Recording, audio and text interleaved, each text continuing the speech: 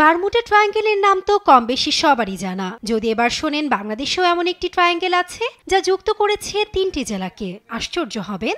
তবে বারমুডা ট্রায়াঙ্গেলে জাহাজ হারিয়ে যাওয়া সহ নানা কিংবদন্তি থাকলেও বাংলাদেশের এই ট্রায়াঙ্গেলের গল্পটা একেবারে ভিন্ন।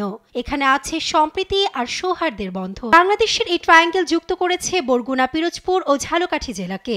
3 জেলার সীমান্ত মিলেছে বহমান ছোট্ট হলতায়। আর এই নদীর মোহনার 3 দিক থেকে 3 জেলা, যেখান থেকে মাত্র কয়েক মিনিটেই যাওয়া যায় এক জেলা থেকে আরেক জেলায়। যেখানে দাঁড়িয়ে সেটা পিরোজপুর জেলার মঠবাড়িয়া উপজেলার দাউদখালী ইউনিয়ন।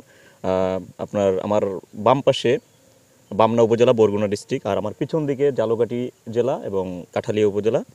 তো এই একটা নদীর মাধ্যমে আমাদের এখানে 3টা জেলাকে বিভক্ত করা হয়েছে। এখানকার বাজারও এক রহস্যময় মিলনস্থল। প্রশাসনিকভাবে বাজারটি পিরোজপুরে হলেও এখানে বরগুনা, ঝালকাঠির মানুষও আসেন। 3 জেলার অর্থনৈতিক লেনদেন হয় এক জায়গাতেই, যেন এক অদৃশ্য বন্ধনে 3 জেলা আবদ্ধ ভৌগোলিক, সামাজিক ও অর্থনৈতিক সম্পর্কে। কেউ চা খেতে যাচ্ছে পিরোজপুরে, কেউ দুপুরের খাবার খেতে আসছে ঝালকাঠিতে, আবার কেউ বাজার করতে আসছে বরগুনাতে।